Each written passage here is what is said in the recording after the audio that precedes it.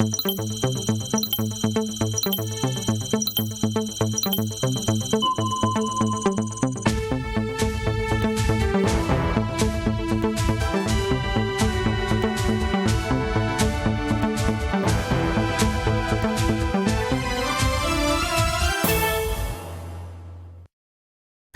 la une de ce 20h, tout premier conseil des ministres du gouvernement de la transition, la question sécuritaire était au cœur des échanges. La rencontre a surtout permis de mettre au même niveau d'information tous les ministres du gouvernement de la transition. Pour ce qui est de la crise humanitaire, le gouvernement appelle les populations à la solidarité envers les personnes déplacées internes. Mise en œuvre de la transition au Burkina Faso, la CEDEAO prête à accompagner le gouvernement de la transition, même si le pays est suspendu des instances de la CEDEAO. Le président du Faso, le lieutenant-colonel Paul-Henri Damiba, s'est entretenu hier avec une délégation ministérielle de la communauté économique des États de l'Afrique de l'Ouest en mission au Burkina Faso. Tous les détails dans ce 20h. Voilà donc les deux grands titres de ce journal. Bonsoir à vous et bienvenue. Au premier conseil des ministres du gouvernement de la transition, un grand point inscrit à l'ordre du jour, la crise sécuritaire et humanitaire. Et les chiffres sont là pour rappeler au gouvernement l'ampleur de la situation. Plus de 1 700 000 personnes déplacées internes et plus de 2000 morts, des civils comme des FDS. Le gouvernement, pour mieux cerner les enjeux, a tenu deux commissions orales, une sur les enjeux de la crise sécuritaire et l'autre sur la question humanitaire. Et les ministres ont été mis au même niveau d'information. Reportage de Michael Toukré. Le gouvernement burkinabé veut apporter une réponse à la hauteur de la crise sécuritaire. Plus d'une dizaine de provinces sur les 45 sont en zone de guerre il y a maintenant 7 ans pour plus de 2000 morts. Vaincre cette nébuleuse nécessite une claire maîtrise du phénomène. Et pour cela, les membres du gouvernement sont mis au même niveau d'information concernant la crise sécuritaire au Burkina Faso. Des communications orales portées par le directeur général de l'Agence nationale de renseignement, le commandant des opérations du théâtre et le ministre en charge de la défense sur les enjeux sécurité au Burkina Faso. Les deux communications ont permis à l'ensemble du gouvernement de prendre la pleine mesure de la situation sécuritaire, de comprendre les enjeux et les défis, notamment en termes de lutte contre le terrorisme et aussi du renforcement de nos actions en termes de sécurisation de l'ensemble du territoire. Ce sont des communications qui nous ont permis de saisir la situation actuelle du pays, de comprendre l'ensemble des défis, mais aussi de voir l'ensemble des stratégies mises en œuvre pour permettre un retour consécutif de la paix dans notre pays. Nous avons accordé une importance particulière à cette situation sécuritaire. Le ministre de la Défense et des anciens combattants a fait un point de la situation également, un point d'ensemble. Cette situation a été marquée donc par la poursuite des attaques le week-end écoulé. Nous avons encore perdu des soldats, des civils. Après la communication sur les enjeux de la crise sécuritaire au Burkina Faso, place à une autre communication orale. Celle-là a porté sur les enjeux de la crise humanitaire. À la date du 31 janvier 2022, le Burkina Faso a enregistré plus de 1 700 000 personnes déplacées internes. La deuxième communication a été portée par le ministre de l'Action humanitaire sur les enjeux humanitaires. On sait que le pays est dans une crise sécuritaire très grave, ce qui entraîne aussi une crise humanitaire de même gravité. Et donc, il a été question de présenter l'ensemble des actions et des mesures mises en place pour permettre de juguler cette crise humanitaire qui découle justement de cette grande crise sécuritaire.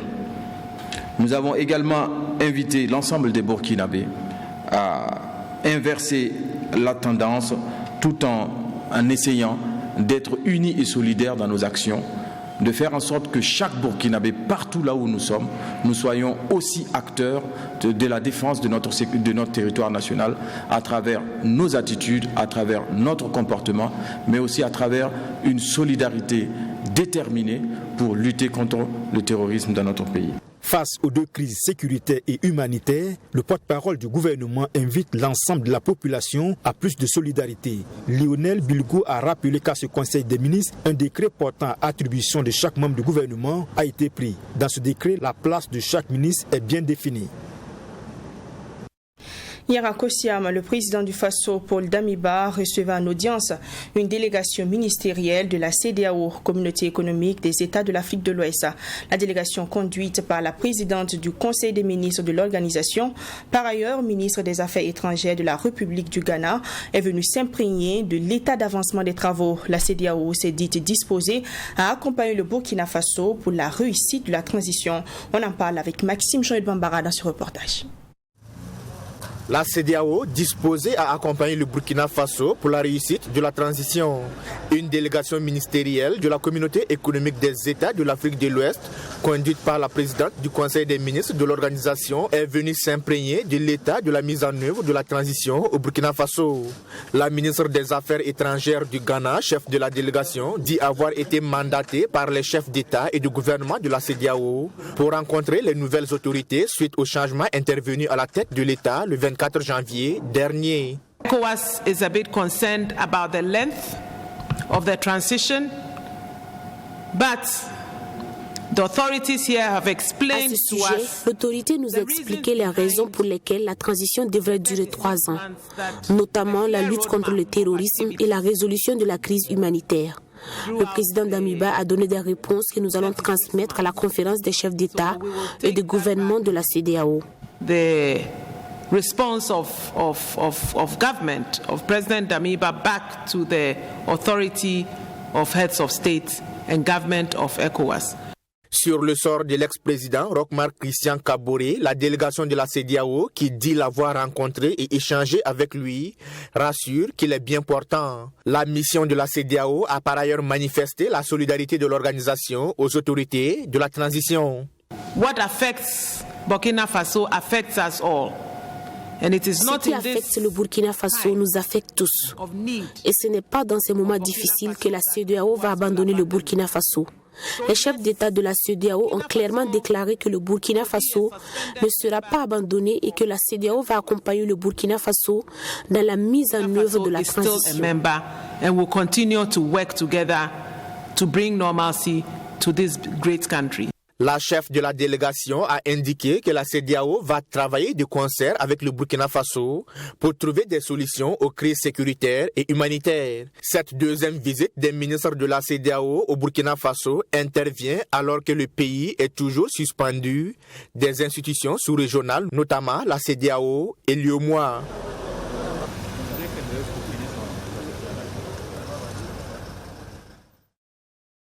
Ouverture ce vendredi 18 mars 2022 à Ouagadougou de l'atelier des centrales syndicales du Burkina Faso sur l'élaboration des plateformes de revendication et d'alliances syndicats-société civile sur la paix et la sécurité. C'est un atelier qui s'inscrit dans le cadre du projet intitulé « La promotion du développement durable par le dialogue social dans les États fragiles d'Afrique ». Il s'agit d'un projet qui vise à mobiliser les travailleurs et syndicats à œuvrer en partenariat avec les OSC à la création d'un environnement favorable pour un développement inclusif et durable. Sanata Siré. 2 jours durant, ces centrales syndicales vont procéder à l'élaboration d'une plateforme revendicative syndicale et une plateforme d'alliance entre syndicats et sociétés civiles pour une œuvre commune dans la création d'un environnement favorable au développement inclusif et durable. Il s'agira également lors de cette session de renforcement des connaissances d'expliquer entre autres participants les enjeux du développement en Afrique et au Burkina Faso en lien avec la sécurité et la paix. L'atelier de ce matin vise effectivement l'élaboration d'une plateforme revendicative pour les organisations syndicales, à savoir 5 centrales syndicales du Burkina Faso et une plateforme d'alliance entre ces organisations syndicales et la société pour travailler à ce que nous ayons notre contribution pour le retour de la paix et de la sécurité au Burkina Faso afin de permettre un développement inclusif. 2 thèmes seront développés au cours de cette rencontre multipartite syndicats-société civile. Des communications qui seront suivies des travaux de groupe. Bien sûr, nous aurons 2 communications d'experts. Une communication sur la situation au Burkina Faso et une deuxième communication sur le dialogue social et le développement inclusif, ce qui nous permettra effectivement de pouvoir réfléchir comment effectivement formuler nos revendications et cette plateforme d'alliance que nous tenons effectivement à avoir avec la société civile pour pouvoir peser de tout notre poids à ce qu'effectivement la paix et la sécurité reviennent au Burkina Faso. La plateforme issue de cet atelier sera dénommée Alliance pour la paix et la sécurité. Ils sont environ une trentaine de participants à prendre part à cet atelier qui se tient du 18 au 19 mars 2022. Des participants issus de 5 organisations syndicales, à savoir la Confédération nationale des travailleurs du Burkina, la Confédération syndicale burkinabé, l'Union nationale des syndicats, l'Organisation nationale des syndicats libres et l'Union syndicale des travailleurs du Burkina et des organisations de la société civile évoluant dans la thématique paix et sécurité. La présente rencontre a été possible grâce au soutien technique et financier de l'Organisation régionale africaine de la Confédération syndicale internationale, CSI Africa. À la suite de ce 20h, des apprenants de l'école burkinabé des affaires, dans le cadre de leur formation académique, ont tenu une conférence publique le 16 mars dernier à Ouagadougou. Le thème choisi est la fourniture locale des biens et services aux sociétés minières, vulgarisation des textes et rôle des acteurs dans la mise en œuvre et l'amélioration continue. On en sait plus sur cette conférence avec Fatima Tenkiema dans ce compte-rendu qu'elle nous propose. En phase de master en supplétion et achat, ces étudiants de l'école burkinabé des affaires pour s'exercer ont mené la réflexion sur le contenu local. À travers plusieurs communications, les acteurs impliqués dans la fourniture locale des biens et services aux sociétés minières au Burkina Faso sont revenus sur les textes qui encadrent ce domaine. L'objectif était également de mettre le doigt sur leur rôle en tant qu'acteurs. Il y a un quota qui a été adressé à l'ensemble des sociétés minières pour qu'ils respectent ce quota-là par rapport à la fourniture des biens et des services du secteur local. Et nous pensons qu'il ne suffit pas juste d'imposer une certaine cotation, il faut également s'assurer que les entreprises locales seront à même de répondre à ces exigences, surtout en termes de qualité, en termes de délai, également en termes de coûts. Le directeur exécutif de la Chambre des mines, Toussaint Bamouni, s'est dit satisfait du choix de ce thème. Selon lui, il était temps d'évoquer les difficultés liées à la contribution des entreprises locales à la fourniture des biens et services aux sociétés minières. Au niveau des compagnies minières, elles avaient des actions dans le cadre du contenu local, incluses dans la démarche RSE. Et aujourd'hui, je pense que c'est même dans l'intérêt des compagnies minières que ce contenu local soit mis en œuvre, parce que ça va leur permettre de réduire les coûts. Si effectivement les entreprises locales peuvent fournir des biens dans les délais, à des prix compétitifs et également avec une bonne qualité. Chaque année, et selon Toussaint Bamouni, c'est environ 450 milliards de francs CFA que les mines investissent dans les achats des biens et services. Et les entreprises locales ne bénéficient que de 15% de cet investissement. Il espère donc un changement avec l'application des textes en vigueur dans le pays. La Banque commerciale du Burkina, BCB, a inauguré son agence de Pau ce 17 mars 2022. L'inauguration de cette agence permet à ces structures bancaires de se rapprocher davantage des populations, surtout dans cette zone frontalière. Son objectif est d'accompagner les populations et aussi les entreprises implantées dans la province. Direction Pau avec Abdoulaye Miagne. La banque commerciale du Burkina BCB s'implante ainsi à Pau, dans la province du Naouri, dans la région du centre-sud. C'est la 21e agence au Burkina Faso et cette décentralisation traduit la volonté d'être plus proche des populations. Pau est une ville frontalière avec le Ghana, donc stratégique pour l'institution financière qui entend répondre aux besoins des opérateurs économiques et des populations généralement actives dans le domaine des affaires.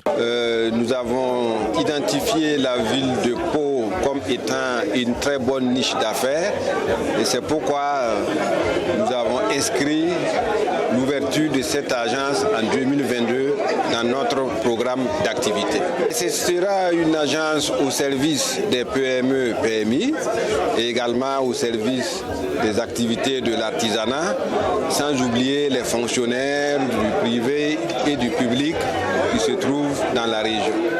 Pour Georges Batina, parrain de la cérémonie et par ailleurs client de la BCB depuis 17 ans, la banque est un instrument au service du développement des entreprises. Il dit être un client satisfait et se réjouit de l'extension de la banque, surtout l'ouverture de cette agence dans la zone frontalière. Et la BCB, c'est la banque de Burkinabé. La BCB, je suis fier de la BCB aujourd'hui pour son idée d'extension, de s'étendre dans tout le Burkina Faso. Et la BCB Pour moi, c'est la banque qui accompagne tous les opérateurs économiques. Ici, c'est une zone frontalière et il y a beaucoup de commerçants qui font des opérations en frontière. Donc souvent, ce n'est pas facile de voyager avec l'argent. Donc je crois que l'arrivée de la BCB à Pau ici serait déjà une très belle occasion qui va faciliter les opérations en douane, les opérations de transit et les opérations de dédouanement à la frontière. Les autorités locales ont salué l'implantation de cette banque dans leur province. Notons que la banque commerciale du Burkina BCB a été créée en 1988. Avec aujourd'hui 21 agences à travers le Burkina Faso, la BCB est classée 7e sur le plan national avec plus de 68 000 clients. Retour à Ouagadougou, santé, lutte contre la fistule obstétricale de 2018 à 2020. Ce sont environ 600 femmes victimes de fistules obstétricales qui ont bénéficié d'une prise en charge chirurgicale au Burkina Faso à titre gracieux. Ces résultats ont été possibles grâce à l'engagement des organisations non gouvernementales et des associations intervenant dans le domaine qui ont fait de la lutte contre cette maladie une priorité. Nous avons approché quelques associations qui militent dans ce sens au Burkina Faso afin de découvrir le processus de prise en charge des femmes atteintes de fistules, le coût de l'intervention et les précautions à prendre après la guérison. Dans ce dossier également, vous verrez des témoignages de quelques femmes qui ont déjà subi une intervention chirurgicale. C'est un dossier de Sanata Siré. Alimata Sinari a vécu avec une fistule obstétricale pendant 17 ans. C'est une maladie qui survient lors d'un accouchement difficile, occasionnant une fissure entre la vessie et le vagin et ou le rectum, provoquant des écoulements incontrôlés de l'urine ou des selles. 17 ans dans la dépression et condamnée à l'isolement social, Dame Sinari, âgée de 42 ans et native de Boussé dans le Kourouégo, dit avoir été victime d'une mutilation génitale féminine à son bas âge. Aujourd'hui, tout ceci n'est qu'un mauvais souvenir, car après avoir trouvé refuge au centre d'hébergement de la Fondation Rama, elle fait partie des femmes ayant recouvré la santé. C'était vraiment difficile pour moi. J'ai fait 17 ans avec cette maladie. Je me suis promenée un peu partout pour pouvoir me soigner. Même avec l'aide de mon mari, c'était sans succès. Nous n'avons pas pu endiguer cette maladie puisqu'on ignorait ce que c'était. C'est finalement ma belle-sœur qui m'a conduit ici à la Fondation Rama. Quand je suis arrivée, personne ne voulait s'approcher de moi si ce n'est les mouches. Une fois que j'ai franchi la porte de la Fondation, Madame Cabré m'a reçue avec du savon et de la nourriture. Maintenant, je suis heureuse car cela fait 3 ans que je suis guérie. Alimata n'est pas un cas isolé. Toute Roberta, la quarantaine bien sonnée et mère de 2 enfants, a vécu avec la fistule obstétricale pendant 24 ans, juste après l'accouchement de son dernier enfant, avant de bénéficier d'une intervention chirurgicale grâce à la Fondation Rama, qui s'est au final soldée par un échec. Je suis arrivée ici en août 2021. Ils m'ont prise en charge et j'ai bénéficié d'une intervention chirurgicale. Après, on m'a prescrit des produits et m'ont demandé de revenir 3 mois après. Mon grand regret est qu'après tous ces soins, la maladie perdure. J'ai toujours des incontinences urinaires. C'est pourquoi je suis revenue afin qu'on m'aide à mettre fin à ce cauchemar et avoir la paix. Tout comme ces femmes, la plupart des personnes qui souffrent de cette maladie vivent en milieu rural et beaucoup d'entre elles ignorent les causes de cette pathologie. En plus de la douleur physique, ces femmes doivent faire face au rejet de leur famille et de la communauté. C'est une maladie de la honte parce que souvent au village, là, ils ne voyaient pas ça comme une maladie naturelle. Ils vont dire que c'est parce que tu as trompé ton mari que lors de l'accouchement, là, il y a eu cette difficulté. Donc souvent, la femme là, circule avec cette maladie-là. Elle ne veut pas dire, parce que si elle dit, on va dire que c'est parce que tu as trompé ton mari. Donc elle peut circuler. Il y a d'autres femmes. Et puis comme l'urine la sort comme cela, on ne peut pas retenir. Elles vont circuler avec la maladie là. Son mari là va la chasser. Arriver chez ses parents aussi vont la chasser. Donc elle sera là. Elle tourne seulement, elle ne sait pas où aller. Le coût d'une intervention chirurgicale pour la prise en charge des cas de fistule obstétricale varie entre 300 et 500 000 francs CFA selon les spécialistes. Grâce à certaines associations et ONG au Burkina Faso, le pays a fait d'énormes progrès dans la prise en charge de cette maladie. De 2018 au premier trimestre de 2020, ce sont environ 600 femmes victimes de fistules obstétricales qui ont bénéficié d'une prise en charge chirurgicale à titre gracieux. Et le traitement consiste à rétablir l'intégrité de l'appareil urinaire en dissociant la vessie ou le rectum avec le vagin. Et la fistule obstétricale est complexe. Elle n'est pas aussi simple comme l'on dit. Et nous disons le plus souvent que l'opération de la fistule, ce n'est pas simplement aller fermer les trous comme on dit. Nous avons dit en concept que c'est un trou, c'est une communication. Mais cette communication-là n'est que la partie visible des lésions qui se produisent. Parce que du fait même du mécanisme de production de cette communication, il y a des lésions qui se produisent à d'autres niveaux. Donc, le premier pas pour la réparation de la fistule consiste effectivement à réparer ce défect, cette lésion au niveau de la vessie et du vagin pour fermer les trous. Au centre d'hébergement de la Fondation Rama, la prise en charge consiste d'abord à accueillir ces femmes et soigner les maladies opportunistes avant l'intervention chirurgicale selon la fondatrice. Le fait que les urines coulent et puis elle se dit que c'est parce que je bois beaucoup d'eau que les urines coulent. Donc elle refuse de boire l'eau. Donc quand elles arrivent ici, des fois elles sont déshydratées. Donc il faut vraiment les prendre en charge. Les maladies opportunistes également, il y a au niveau des entrejambes, comme les urines coulent, les selles coulent, elles ont des plaies. Donc il faut prendre en charge tout ça. Donc il faut faire toutes ces prises en charge-là avant de les amener vraiment vers un centre médical avec antenne chirurgicale pour les faire opérer. Tout est gratuit parce que il y a le ministère de la Santé et l'UNFPA qui nous soutient dans ce sens. La Fondation Ramadi contribue avec l'accompagnement de ses partenaires financiers à la prise en charge chirurgicale d'environ 200 patientes tout en leur redonnant le sourire. Comme quoi, une nouvelle vie est possible après la fistule obstétricale. Et de 2018 à nos jours, environ 300 femmes ont pu avoir accès au traitement par le biais de l'association Renaissance du Dr Itengre Ouedraogo. Après l'intervention, il est recommandé à ces femmes un repos d'environ 1 mois avant toute activité physique et une abstinence sexuelle de 2 mois. Pour éviter de contracter de nouveau la maladie, il est conseillé aux femmes de respecter le calendrier des consultations prénatales, éviter les accouchements à domicile et renoncer à l'excision et les mariages précoces. Et pour terminer ce soir de la littérature, Rescapé de l'enfer, c'est le titre du livre de l'auteur Timothée Kaboré qui a été dédicacé ce jeudi 17 mars 2022. Ce livre relate la vie d'un enfant vivant dans le dénuement. C'est une œuvre qui interpelle la jeunesse à toujours persévérer face aux difficultés imposées par la vie. On découvre cette œuvre avec Serge Kaboré dans ce dernier élément.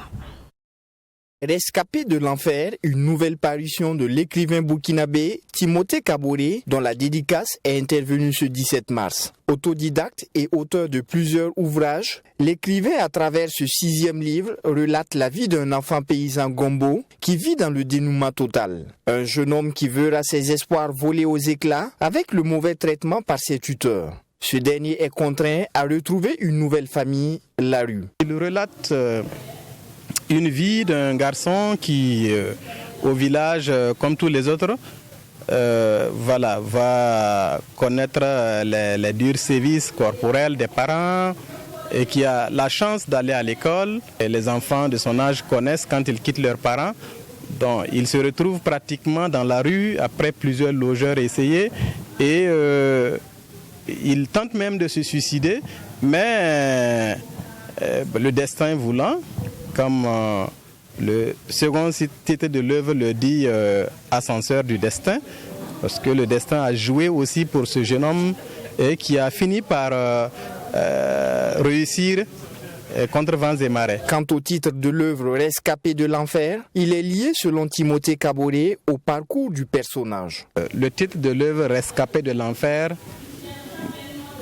justement, il est évocateur au regard du parcours du personnage du héros, qui a été un parcours, j'allais dire, un peu exceptionnel et très tumultueux. Et il n'y est pas resté, il n'est pas resté enfant de rue, il n'a pas échoué. Bien au contraire, il a pu faire sa place au soleil, d'où le titre Rescapé de l'enfer. Un livre donc interpellateur à l'endroit de la jeunesse. Aruna Timothée Kaboré les invite à toujours persévérer et ce, peu importe l'adversité. C'est dire à la jeunesse que quel que soit le niveau auquel vous démarrez, vous pouvez arriver au sommet si toutefois vous vous armez de volonté, de courage, d'abnégation. Parce que tout le monde n'a pas cette chance de naître avec une cuillère d'or dans la bouche. Mais quand on a le courage, quand on se donne justement les moyens, on arrive peut-être pas au sommet comme tout le monde, mais à un niveau quand même acceptable. Rescapé de l'enfer est un livre de 130 pages paru aux éditions ITA. Avant ce 6e livre, Timothée Kaboré est aussi auteur des 5 ouvrages dont Voyage de nuages et ce qu'il faut savoir pour vivre dans la société. C'est la fin de ce 20h. Je vous remercie pour le choix du journal de la télé interactive et je vous donne rendez-vous demain 20h pour l'avant-dernière édition d'information de 20h de la semaine. Je vous attendrai demain 20h donc sur ce plateau. D'ici là, portez-vous toujours bien. Bonsoir.